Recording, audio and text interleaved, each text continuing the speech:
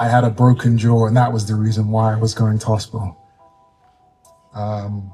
Bullshit artists of the highest degree. Chris, can we get one thing clear? Can you Can you just confirm that you are accusing? Yes, I am accusing. Matchroom? Or yes. Okay, say it. You guys blocked me from getting out. Say it. You know, because Matchroom. Who else could have been? Go on, say it. Why was I in an ambulance? Say that Matchroom. Why was I from going to the hospital? Why was I what? So you can try and sue me with your little lawyer. Not at all. Don't worry about that. I think you're talking about the wrong guy. Me. You're not say supposed to be out there. Say it.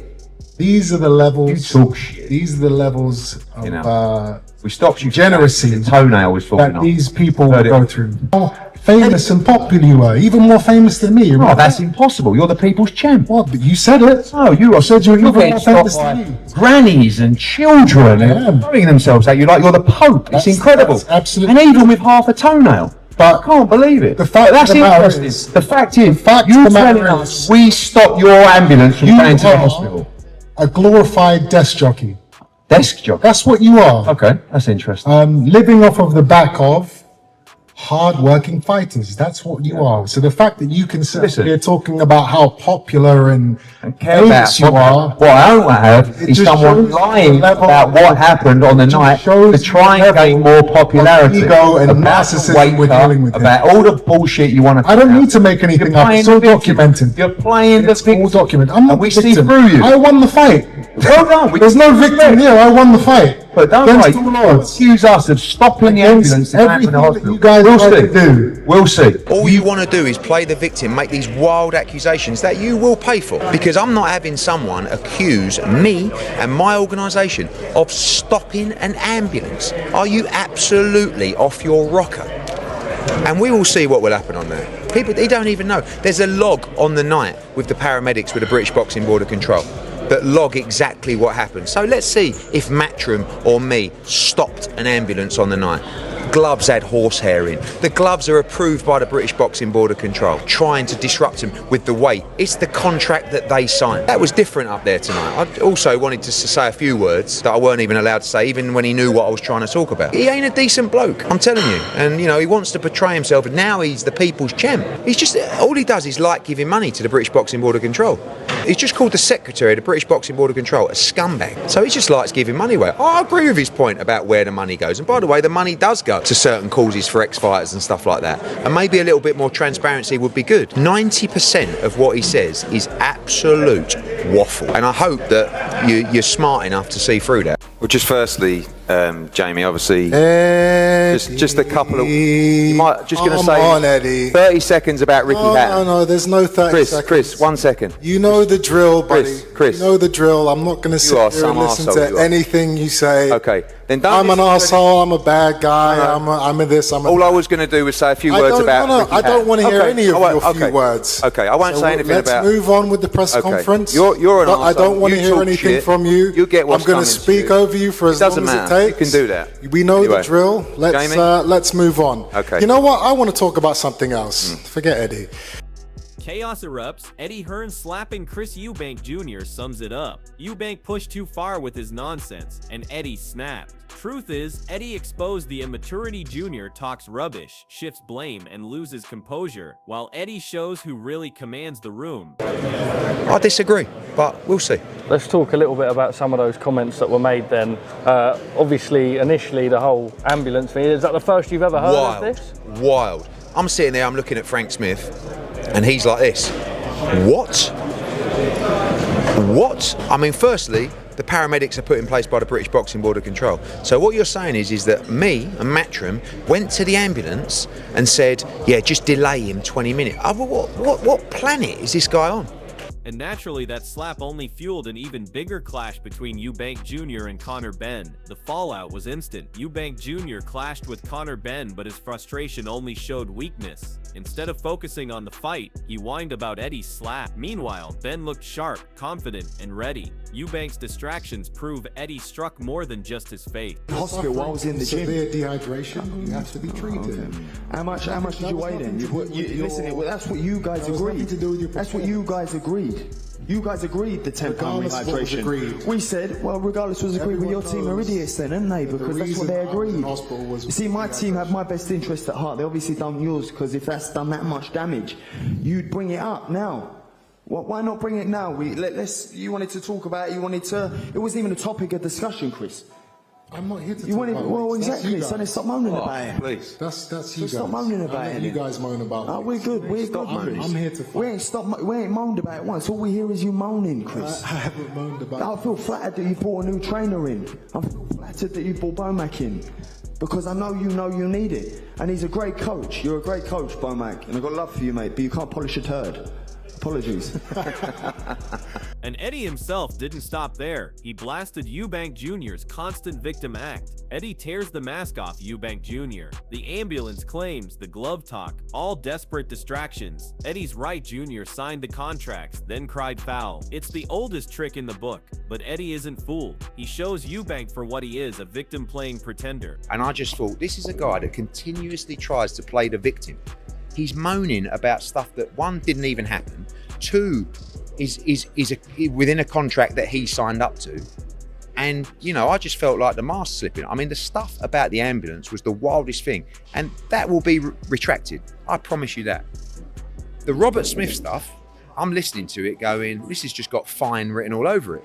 I mean, the accusations that Robert Smith allowed a set of gloves. They are gloves that are approved by the British Boxing Board of Control, that have been for years. This face-off showed the gulf between them. Eddie kept hammering facts, contracts signed, rules agreed, while Eubank spiraled into accusations. The more Junior shouted, the more rattled he looked. Eddie's composure under fire proves who really controls the narrative in this rivalry. We'll see. You tried to destroy me, and you did not. You're talking about, we put things in place that you signed to do. 100%. You signed.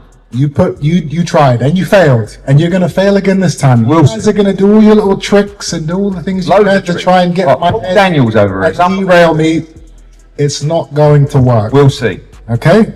But you don't talk shit about things that you. It's the truth. But it's not. I know the truth. No, it's hard for not. you to hear. Listen, you've already accused us of stopping your ambulance from going to the hospital. That's fair enough. We'll see. That's what happened. We'll see. That's what happened. Okay, we will. Ben ripped straight through Eubank Jr.'s excuses. While Chris was living life, Conor was in the gym, grinding. That contrast says it all. One man obsessed with proving himself, the other coasting. Eddie's camp looks disciplined, hungry, while Eubank's excuses grow louder and thinner. Pressures and you flew over to America, you're taking pictures of people. Oh, I'm so grateful for the love and the support the fans are showing me. You're going on like you won. You do understand you lost, right? Want me to finish? Yeah, it all 10 toenails. You understand you lost, right?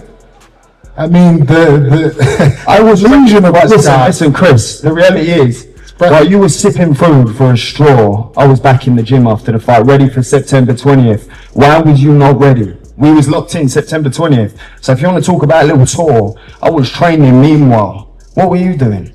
I was living life, my friend. So what you just said, man. Dave Coldwell's right. Eubank Jr. crossed the line the moment things got physical. Banter is part of boxing, but face slapping takes it too far. Eddie's reaction was a man pushed beyond reason, while Junior's antics reeked of desperation. Respect was lost, and chaos followed. I'm not surprised. Does that cross the line, do you think? Yeah, it does. Listen, the presser was good. It was a great presser, back and forth, poking each other, but not too far. But once you get physical and you touch a man's face, then Tony Bellew's warning is clear. This wasn't just showmanship, it carried real danger. A slap across the eye risks permanent damage, something fighters know all too well, and that's the point. Eubank Jr. pushed Eddie Hearn beyond the limit with his disrespect. Eddie reacted, yes, but Chris sparked it with childish taunts and baseless accusations. When you provoke in that way, you risk consequences, and here it nearly turned catastrophic. Bellew's insight underlines how careless Eubank's antics were. because what he calls mind games could have easily ended someone's career. Eddie's reaction revealed frustration. Eubank's behavior revealed immaturity. But to slap in the face towards the eye, in the ear as well. People have to realise that I've got 2 scratched eyeballs, and the eyeball's the part of the body it never heals. So the best way to explain it is it would be like varnishing a door, and the varnish comes off, and then you've got to re-put the varnish back on. The liquid on the eye comes off in the cornea, gets damaged, and I say I've got 2 scratched eyeballs.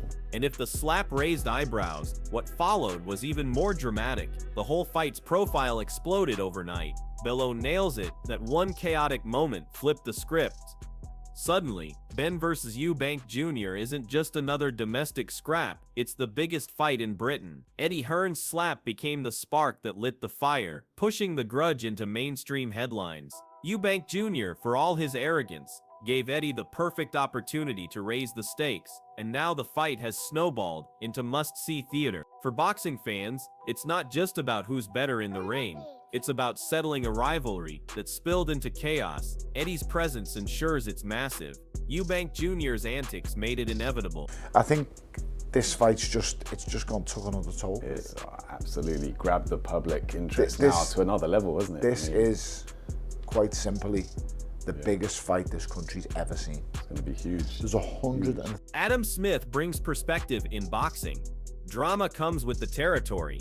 No one condones slaps at pressers, but history shows it only fuels interest. Eddie's reaction may have crossed a line, but Eubank Jr.'s provocation crossed it first. The result? This fight is now front-page news. Smith's calm breakdown reminds us that controversy and boxing are inseparable. From weigh-in brawls to press conference melees, it's part of what sells tickets.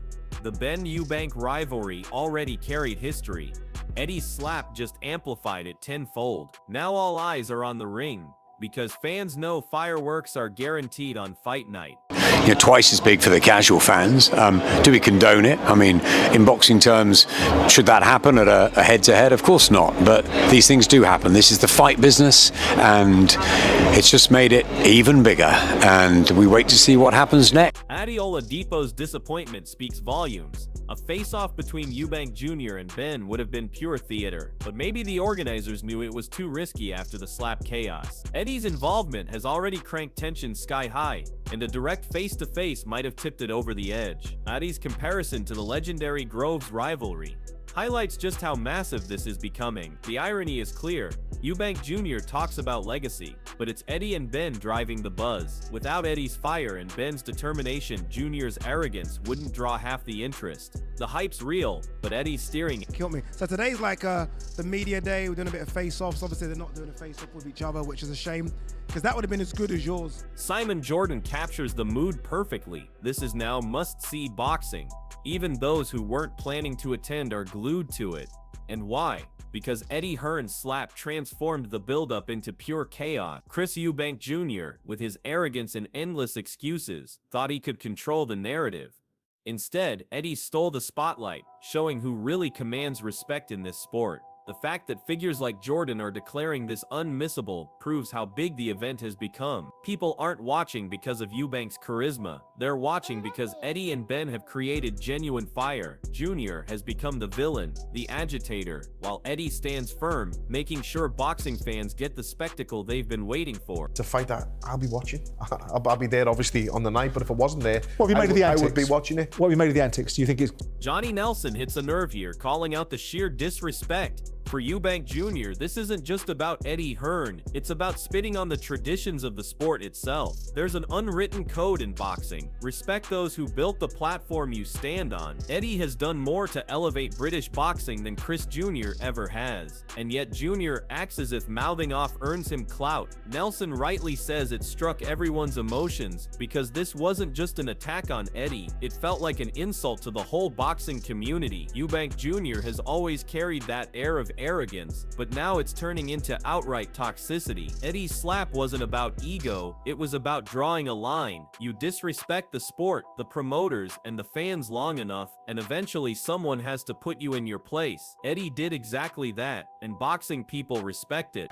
Because what Chris did, when he mentioned it in the last press conference, I thought, why is that just slid in the radar? Why does nobody make a big deal of that? It was a class touch, That's man. a massive touch. Yeah. And so all of the promoters, all of them, all of the promoters that are out there and all of the guys that have got the big bucks and they're on the top of the card and the fight starts falling. Anthony Joshua's words may be about one-punch power, but they cut deeper when you apply them to this drama. Boxing has always been about fine margins. One punch, one moment, one slap can change the entire narrative. Eddie Hearn's slap wasn't a knockout, but it carried the same symbolic weight, shutting down Eubank Jr.'s arrogance in one flash. AJ reminds us of the danger fighters carry, but ironically, it's Eubank Jr. who forgot the danger of running his mouth. He's been hit by Benn verbally, slapped down by Eddie, and now even top names like Joshua are circling the conversation because the fallout is that big. That's the beauty of boxing. Chaos sells. But beyond sales, there's a lesson: disrespect always comes with consequences. Eddie showed that with his hand, Ben will aim to show it with his fists, and the world will be watching closely to see which lesson Eubank Jr. finally learned. I can't, just off the top of my head, those are guys that I mentioned that he's hit with one shot and knocked him out. So you can see he carries that one punch knockout power, and as we know, that's what it takes in the heavyweight division. At this point, one thing is clear: Chaos Erupts wasn't just a headline, it was the reality of this press conference.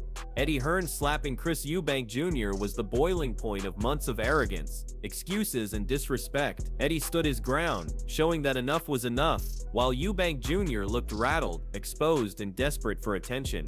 Conor Benn, meanwhile, came across sharp, focused, and hungry, the complete opposite of Eubank, who hides behind talk rather than action. This fight has gone beyond boxing. It's become personal, emotional, and impossible to ignore. If Eubank Jr. somehow wins, he saves face and silences critics. But if Ben shocks him, guided by Eddie, it's the end of Jr.'s credibility. Who's mentally stronger? Who wants it more? The answer may define British boxing's biggest grudge match in years. So tell us, fight fans, are you backing Eddie and Ben, or do you think Eubank Jr. pulls the upset? Drop your thoughts below.